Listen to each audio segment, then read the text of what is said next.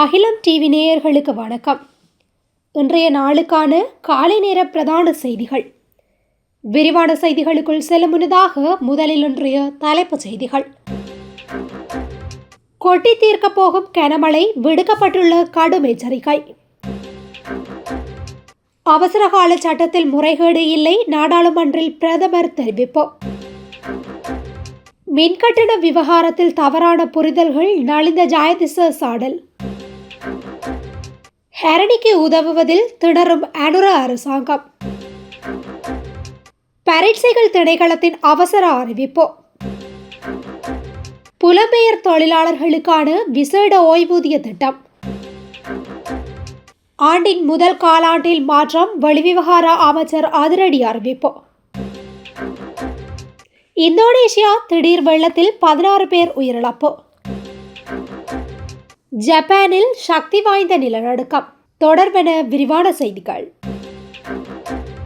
இலங்கைக்கு தென்கிழக்காக வங்காள விரிகுடா கடற்பரப்புகளில் தற்போது நிலை கொண்டுள்ள குறைந்த அழுத்த பிரதேசம் அடுத்த 24 மணித்தியாலங்களில் ஒரு தாளமுகமாக வலுவடையக்கூடிய சாத்தியம் காணப்படுகின்றது. குறித்த விடயம் வளிமண்டலவியல் திணைக்களத்தினால் இன்று வெளியிடப்பட்டுள்ள அறிக்கையில் குறிப்பிடப்பட்டுள்ளது.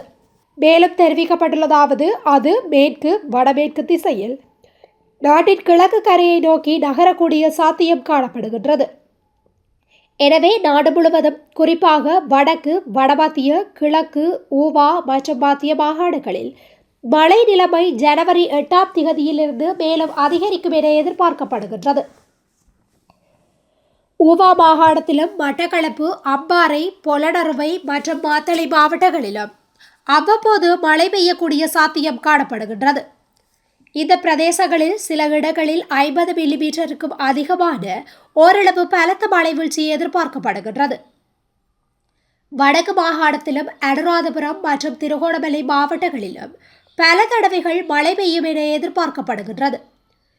நாட்டின் ஏனைய பிரதேசங்களில் பல இடங்களில் பிற்பகல் 1 மணிக்கு பின்னர் மழையோ அல்லது இடியுடன் கூடிய மழையோ பெய்யக்கூடிய சாத்தியம் காணப்படுகின்றது. மத்திய மலைநாட்டின் கிழக்கு சரிவு பகுதிகளிலும், வடக்கு, வடமத்திய, வடமேல் மற்றும் கிழக்கு மாகாணங்களிலும், ஹம்பாந்தோட்டை, ஹம்பகா, கொழும்பு மற்றும் மொனராகலை மாவட்டங்களிலும் அவ்வப்போது மணித்தியாலத்துக்கு 50 கிலோமீட்டர் வரையான வேகத்தில் பலத்த காற்று வீசக்கூடும் என எதிர்பார்க்கப்படுகின்றது. மேலும் இடியுடன் கூடிய மழை பெய்யும் போது தற்காலிகமாக பலத்த காற்று மற்றும் மின்னல் தாக்கத்தால் ஏற்படும் சேதங்களை குறைக்க போதுமான முன்னெச்சரிக்கை நடவடிக்கைகளை எடுக்குமாறு தெரிவிக்கப்பட்டுள்ளமை குறிப்பிடத்தக்கது. அவசரகால சட்டம் முறைகேடாக பயன்படுத்தப்படவில்லை என்று பிரதமர் ஹரணி அமரசூரிய தெரிவித்துள்ளார். குறித்த சட்டத்தை மேலும் 1 மாதத்துக்கு நீடிப்பதற்கான பிரேரணையை நாடாளுமன்றத்தில் நேற்று முன்வைத்து உரையாற்றுகையிலேயே மேற்கண்டவாறு குறிப்பிட்டுள்ளார். பேரிடர் நிலைமையை முகாமை செய்வதற்காகவே அவசரகால சட்டம் பயன்படுத்தப்படுகின்றது. மாறாக கருத்து சுதந்திரத்தை ஒடுக்குவதற்காக அது பயன்படுத்தப்படவில்லை என்றும் பிரதமர் சுட்டிக்காட்டியுள்ளார். உரிய ஆய்வுகளின் பின்னரே மக்களை மீள்குடியமர்த்த முடியும். இதற்குரிய பணிகளை அரசு அதிகாரிகள் முன்னெடுக்கின்றனர். அத்தியாவசிய சேவைகளை வழங்குவதற்காகவுமே அவசரகால சட்டம் நீடிக்கப்படுகின்றது என்றும் பிரதமர் மேலும் குறிப்பிட்டுள்ளார். மின்கட்டணத்தை முடிந்தளவு குறைத்து மட்டத்தில் பேண வேண்டும் என்பதே அரசாங்கத்தின் நோக்கமாகும். இலங்கை மின்சார சபையின் யோசனைகளை மீளாய்வு செய்து பொது பயன்பாடுகள் ஆணைக்குழுவே இறுதி தீர்மானம் எடுக்கும் என அமைச்சரவை பேச்சாளர் அமைச்சர் நலிந்த ஜாயதிச தெரிவித்தார். கொழும்பில் உள்ள அரசாங்க தகவல் திணைக்களத்தில் செவ்வாய்க்கிழமை இடம்பெற்ற வாராந்த அமைச்சரவை தீர்மானங்களை அறிவிக்கும் ஊடகவியலாளர் மாநாட்டிலேயே அவர் இதனை தெரிவித்துள்ளார். அவர் மேலும் குறிப்பிடுகையில், முடிந்தளவு மின்கட்டணத்தை குறைந்த மட்டத்தில் பேண வேண்டும் என்பதே எமது அரசாங்கத்தின் நோக்கமாகும். எவ்வாறிருப்பினும் இலங்கை மின்சார சபையால் சில காரணிகள் தொடர்ச்சியாக முன்வைக்கப்படுகின்றன. அவற்றை மீளாய்வு செய்து இலங்கை பொது பயன்பாடுகள் ஆணைக்குழு உரிய தீர்மானம் எடுக்கும். மின்கட்டணம் அதிகரிக்கப்படும் போது இலங்கை மின்சார சபை அரசாங்கத்துடையது என்றும், கட்டணம் குறைக்கப்படும் போது அது சுயாதீனமானது என்றும் சிலர் கருதுகின்றனர். இது பொருத்தமற்றதொரு நிலைப்பாடாகும். இலங்கை மின்சார சபையானது தம்மிடமுள்ள தரவுகளின் அடிப்படையில் யோசனைகளை முன்வைக்கும். பொது பயன்பாடுகள் ஆணைக்குழு அவற்றை மீளாய்வு செய்து உரிய நடவடிக்கை எடுக்கும். பொது பயன்பாடுகள் ஆணைக்குழுவின் தீர்மானத்தையே நாம் பார்த்து கொண்டிருக்கின்றோம் என்றார். இலங்கையில் தரம் 6 பாடப்புத்தகத்தில் ஏற்பட்ட சர்ச்சை தற்போது அரசியல் மற்றும் சமூக தளத்தில் பெரும் பரபரப்பை ஏற்படுத்தியுள்ளது. மேலும் பிரதமர் ஹரணி அமரசூரிய மீதும் கடுமையான விமர்சனங்கள் எழுந்துள்ளன. சமகால அரசாங்கத்திற்குள் அண்மை காலமாக முருகல் நிலைமை தீவிரமடைந்துள்ளதாக தெரிய வருகின்றது.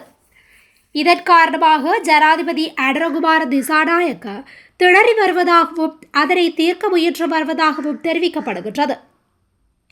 இந்த நிலையில் பிரதமர் பதவியில் மாற்றத்தை ஏற்படுத்துமாறு கட்சிக்குள் எதிர்க்கட்சி தரப்பிலிருந்து அழுத்தங்கள் எழுந்துள்ளன. அனுரவின் கடுமையான கட்டுப்பாடுகள் காரணமாக நாடாளுமன்ற உறுப்பினர்களுக்கு கிடைக்கும் வரப்பிரசாதங்கள் இல்லாமல் போயுள்ளது. இந்த நிலையில் தேசிய மக்கள் சக்தி தலைமைக்கும் உறுப்பினர்களுக்கும் இடையில் விரிசல் ஏற்பட்டு வரும் நிலையில் பெரும்பான்மை பலத்தை கொண்ட அரசாங்கத்துக்கு ஆபத்தாக மாறியுள்ளதாக தெரிய வருகின்றது. 2025-2026 கல்வி பொதுத்தராதர சாதாரண தர பரீட்சைக்கான விடைத்தாள் பரிசோதகர்களாக பணியாற்றுவதற்கான விண்ணப்பங்களை சமர்ப்பிப்பதற்கான திகதி எதிர்வரும் வியாழக்கிழமையுடன் முடிவடையும் என்று பரீட்சைகள் திணைக்களம் அறிவித்துள்ளது. பரீட்சை விடைத்தாள்களை மதிப்பிடுவதற்கு தகுதியான விண்ணப்பதாரர்கள் https://onlineexams.government.lk/EIC என்ற இணையதளம் மூலம் இணைய விண்ணப்பங்களை சமர்ப்பிக்கலாம் என்று திணைக்களம் அறிவித்துள்ளது. கல்வி பொதுத்தராதர சாதாரண தர பரீட்சைக்கான விடைத்தாள் மதிப்பீட்டாளர்களுக்கான விண்ணப்பங்கள் 2025 டிசம்பர் 25 முதல் ஏற்றுக்கொள்ளப்படுகின்றது. இதேவேளை கல்வி பொதுத்தராதர சாதாரண தர பரீட்சைகள் 2026 பிப்ரவரி 17 முதல் பிப்ரவரி 26 வரை நடத்தப்படவுள்ளமை குறிப்பிடத்தக்கது. 2026ஆம் ஆண்டில் இலங்கை பல நாடுகளுடன் பயனுள்ள உடன்படிக்கைகளை செய்து கொண்டுள்ளதோடு வெளிநாட்டு தூதரக சேவைகளை வலுப்படுத்தியுள்ளதாக வெளிவிவகார பிரதி அமைச்சர் அருண் ஹேமச்சந்திர தெரிவித்துள்ளார். வெளிவிவகார அமைச்சில் நடைபெற்ற ஊடகவியலாளர் சந்திப்பில் கலந்து கொண்டு கருத்து தெரிவிக்கும் போதே அவர் இதனை தெரிவித்தார். பல தசாப்தங்கள் பழமையான வெளிநாட்டு சேவை நியமனத்தில் சட்டத்தில் பல குறைபாடுகள் உள்ளன. எனவே இந்த ஆண்டு அந்த சட்டம் திருத்தப்பட்டு புதிய வெளிநாட்டு வேலைவாய்ப்பு சட்டம் என்ற பெயரில் நாடாளுமன்றத்தில் சமர்ப்பிக்கப்படும் என அவர் குறிப்பிட்டுள்ளார். அத்துடன் வெளிநாட்டு வேலைவாய்ப்பில் ஈடுபட்டுள்ள ஊழியர்களின் நலன் கருதி 10 மில்லியன் ரூபாய் பெறுமதியான வீட்டுக்கடன் வசதிகளை வழங்க நடவடிக்கை எடுக்கப்படும். மேலும் புலம்பெயர் தொழிலாளர்களுக்காக விசேட ஓய்வூதிய திட்டம் ஒன்றினை அறிமுகப்படுத்துவது குறித்து தற்போது கலந்துரையாடல்கள் முன்னெடுக்கப்பட்டு வருவதாக அவர் தெரிவித்துள்ளார். வெளிநாட்டு ஊழியர்கள் எதிர்கொள்ளும் பிரச்சினைகளை தீர்க்க பிரதி அமைச்சர் என்ற ரீதியில் தாம் நேரடியாக தலையிடுவேன் எனவும் அவர் உறுதியளித்திருந்தமை குறிப்பிடத்தக்கது. இலத்திரனியல் பயண அனுமதி திட்டம் இந்த வருடத்தின் முதலாவது காலாண்டில் நடைமுறைப்படுத்தப்படும் என வெளிவிவகார அமைச்சர் விஜித ஹேரத் தெரிவித்துள்ளார். இந்த திட்டம் கடந்த ஆண்டு அறிமுகப்படுத்தப்பட்ட போதும் இதுவரை செயல்படுத்தப்படவில்லை என அமைச்சர் குறிப்பிட்டுள்ளார். எனவே இந்த ஆண்டின் முதல் காலாண்டிலிருந்து இந்த திட்டம் நடைமுறைப்படுத்தப்படும் என அமைச்சர் விஜித ஹேரத் தெரிவித்துள்ளார். கடந்த ஆண்டு ஜூலை மாதம் இலங்கை தனது சுற்றுலாத்துறையில் வீழ்ச்சியை எளிதாக்கும் முயற்சியில் இலத்திரனியல் பயண அனுமதி திட்டத்திலிருந்து விலக்கு அளிக்கப்பட்ட நாடுகளின் பட்டியலில் மேலும் 33 நாடுகளை சேர்ப்பதாக அறிவித்திருந்தமை குறிப்பிடத்தக்கது. கனமழையால் ஏற்பட்ட திடீர் வெள்ளத்தில் சிக்கி இந்தோனேஷியாவின் வடக்கு சுலாவேசி மாகாணத்தில் 16 பேர் உயிரிழந்தனர். இதுகுறித்து தேசிய பேரிடர் மேலாண்மை அமைப்பின் செய்தி தொடர்பாளர் அப்துல் புகாரி செவ்வாய்க்கிழமை கூறியதாவது: பல நாட்களாக பெய்த பருவமழையால் வெள்ளப்பெருக்கு ஏற்பட்டு திங்கட்கிழமை அதிகாலை ஆறுகளின் கரைகள் உடைத்தன. சேறு, பாறைகள், இடிபாடுகளுடன் வெள்ள நீரால் மக்கள் அடித்து செல்லப்பட்டனர்.